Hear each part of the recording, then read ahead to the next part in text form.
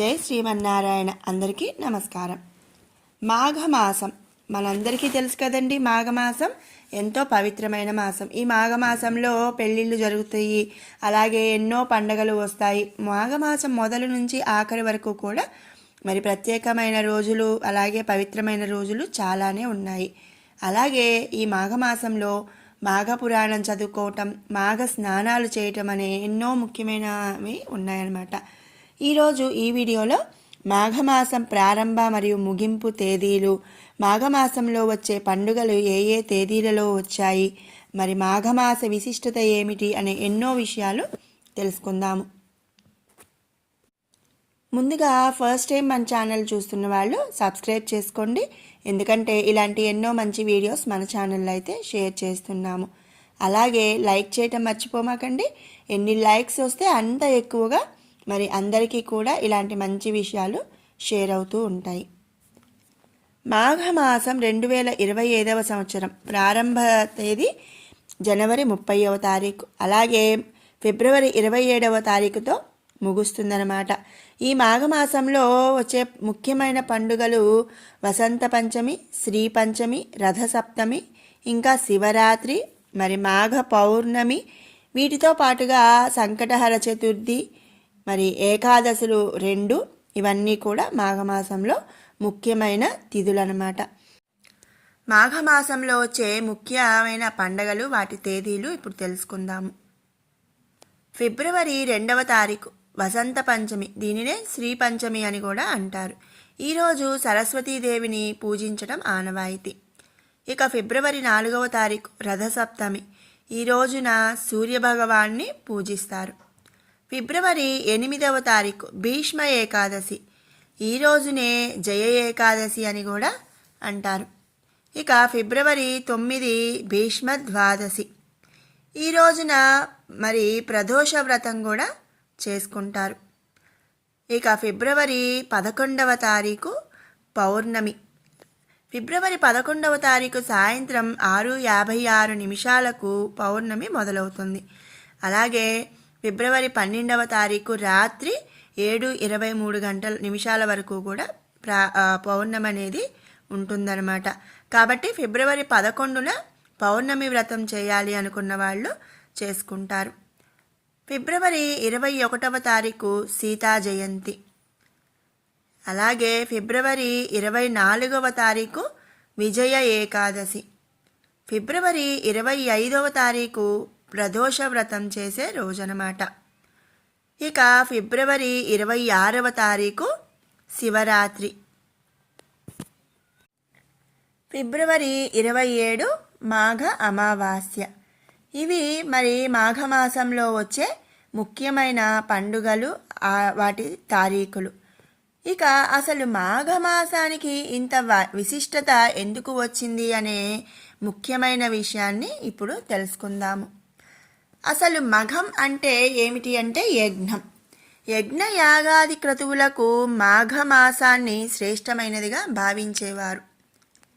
ఈ మాఘాధిపత్యాన క్రతువులు జరిగే మాసం కనుక మాఘమాసం అయింది ఈ నెల. మాఘ స్నానం పవిత్ర స్నానంగా భావిస్తారు. పాపరాహిత్యం కోసం నదీ స్నానాలు చేయటం మాఘమాస సంప్రదాయం అన్నమాట. మాఘ స్నానాలు సకల కలుషాలను హరిస్తాయని మన భారతీయుల విశ్వాసం. మాఘ స్నాన మహత్యాన్ని బ్రహ్మాండ పురాణం కూడా పేర్కొంటుంది. మృకండముని మనస్విల మాఘస్నాన పుణ్యఫలమే వారి కుమారుడైన మార్కాండేయుని అపమృత్యువును తొలగించిందని మన పురాణ కథనం. కళ్యాణకారకమైన ఈ మాసంలో చేసే స్నానం పరమ పవిత్రంగా భావిస్తారు. పాపరాహిత్యం కోసం నదీ స్నానాలు చేయటం మాఘమాస సాంప్రదాయం. మాఘమాసంలో సూర్యుడు ఉన్న రాశిని బట్టి ప్రత్యూష కాలంలో సూర్యకిరణాలు ఒక ప్రత్యేక కోణంలో భూమిని చేరుతాయి. ఆ సమయంలో సూర్యకిరణాల్లో ఉండే అతినీల లోహిత పరారుణ కిరణాలు సాంద్రతల్లో మార్పులు వస్తాయి.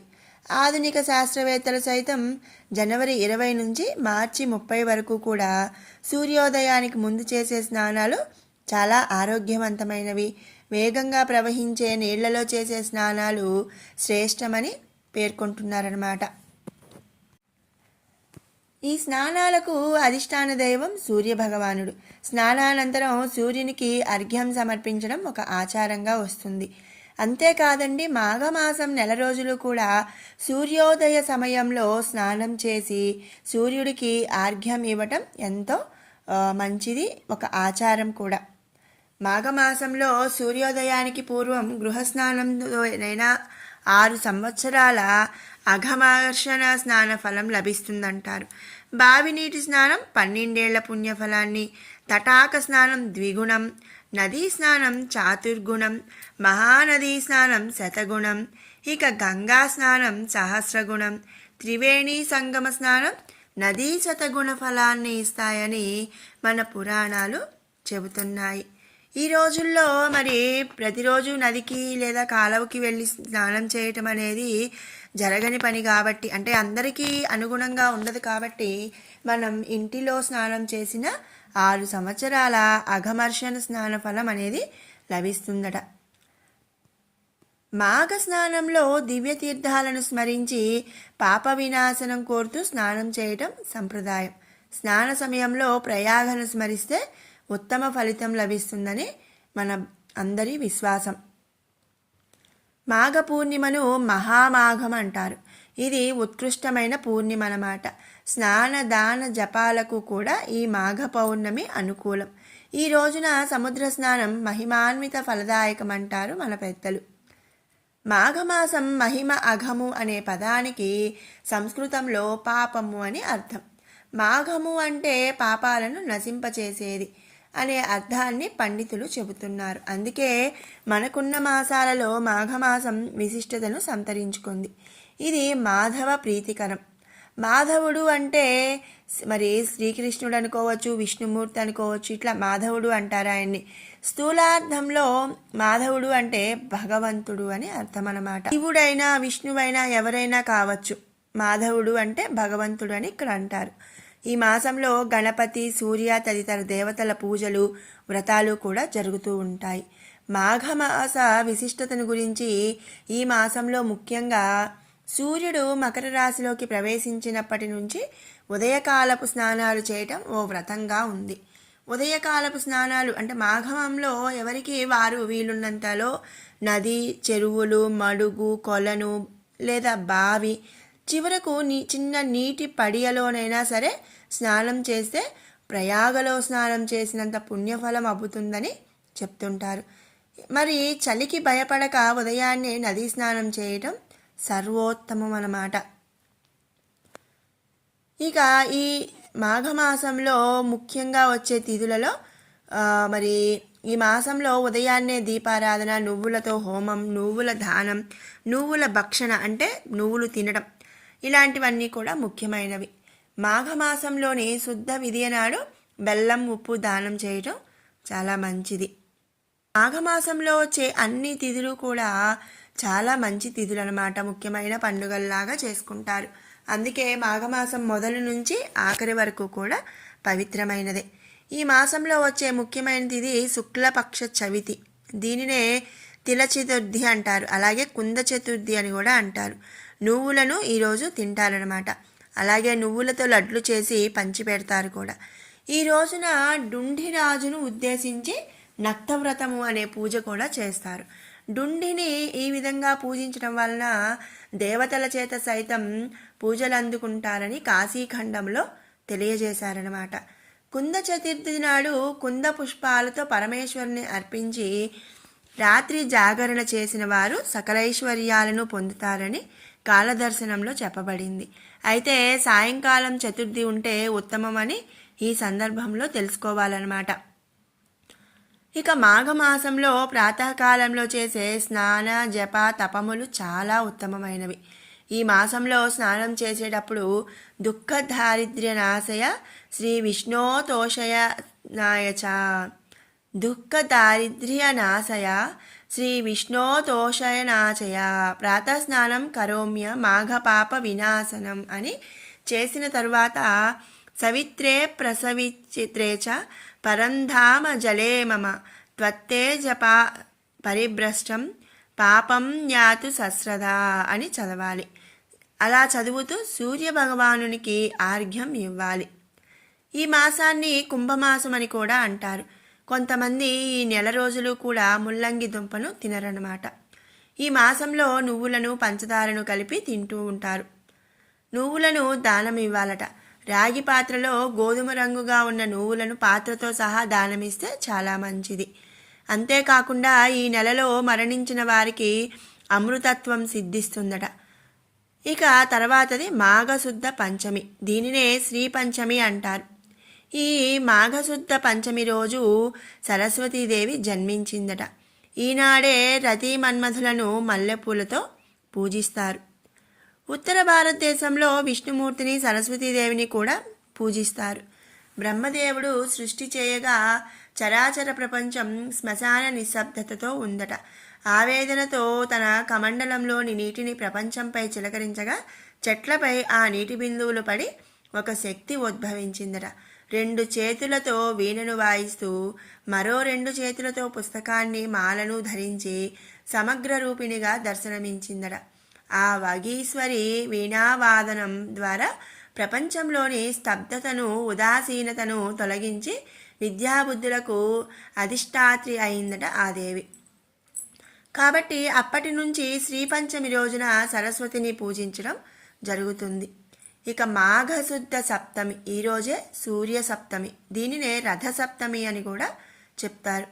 సూర్యగ్రహణ దినం వలె ఇది పరమ పవిత్రమైనది. ఈ రోజున అరుణోదయ కాలంలో 7 జిల్లేడు ఆకులను అందులో రేగికాయలను ఉంచుకొని తలపై పెట్టుకొని స్నానం చేస్తే 7 విధాలైన శాపాలు కూడా నశిస్తాయట. స్నానానికి ముందు చెరుకు గడతో నీటిని కదిలిస్తారు. నమస్కారం ప్రియ సూర్య అన్న ఆర్య వాక్య ప్రకారం కేవలం నమస్కారం చేతనే సూర్యుడు సంతృప్తి చెందుతాడని తెలుస్తుంది. ఈ రోజున చిక్కుడుకాయలతో రథం చేసి కొత్త బియ్యంతో పాయసాన్ని వండి చిక్కుడు ఆకులతో పెట్టి సూర్యునికి నివేదన చేయటం ఆచారం. సూర్యుడు తనను పూజించిన సత్రాజిత్తుకి ఈ రోజునే శమంతకమని ప్రసాదించాడు. హనుమంతునికి వ్యాకరణ శాస్త్రాన్ని, యజవాల్క్యునికి యజుర్వేదాన్ని బోధించాడట. ఆరోగ్యం భాస్కరాదిచ్చేత్ అన్న వాక్యం ప్రకారం ఆరోగ్యం కొరకు ఆదిత్య హృదయం పారాయణ చేయాలన్నమాట. రథసప్తమి నాటి స్నానం సప్త సప్త మహాసప్త ద్వీపా వసుంధర కోటి జన్మార్జితం పాపిం వినశ్యతి తత్క్షణాత్ అన్నట్లుగా పాప విముక్తి కలిగిస్తుందట. ఆ తర్వాత భీష్మాష్టమి. మాఘమాసస్య చాష్టమ్యాం శుక్లపక్షే చ పార్థివ ప్రాజాపత్యే చ నక్షత్రే మధ్యే ప్రాప్తే దివాకరే.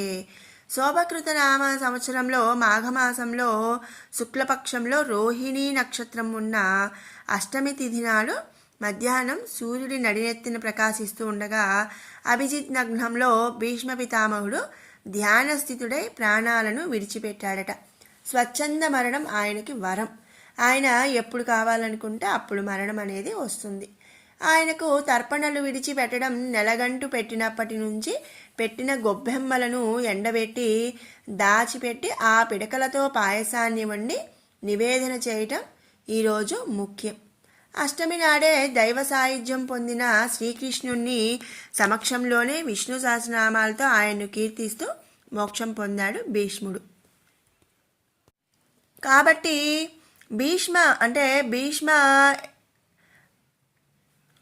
కాబట్టి ఏకాదశిని ఆయన పేరుతో ఏర్పాటు చేశారు, భీష్మ ఏకాదశి. ఈ భీష్మ ఏకాదశి నాడు విశేష పూజలు చేయటం కూడా ఆనవాయితీ అన్నమాట. ఇక మాఘమాసంలో వచ్చే ప్రతి ఆదివారాలు మహిమాన్వితాలే. ఈ విధంగా మాఘమాసమంతా శివరాత్రి వరకు కూడా అన్ని పర్వదినాలే అన్నమాట. మరి విన్నారు కదండి, మాఘమాసం 2025వ సంవత్సరం ఎప్పుడు మొదలవుతుంది, ఎప్పుడు పూర్తవుతుంది, అలాగే ఈ మాఘమాసంలో వచ్చే ముఖ్యమైన పండుగలు అవి ఏ ఏ తేదీలలో వచ్చాయి, మరి వాటితో పాటుగా మాఘమాసం యొక్క విశిష్టత ఏమిటి, ఈ మాఘమాసంలో మనం ఏం చేయాలి అనే ఎన్నో విషయాలు తెలుసుకున్నాం కదా. మీకు ఈ వీడియో నచ్చినట్టయితే లైక్ చేయండి, షేర్ చేయండి, అలాగే మరిన్ని ఇలాంటి అప్డేట్స్ కోసం మన ఛానల్ని సబ్స్క్రైబ్ చేసుకోండి. మరొక మంచి వీడియోతో మళ్ళీ కలుసుకుందాం. Thanks for watching.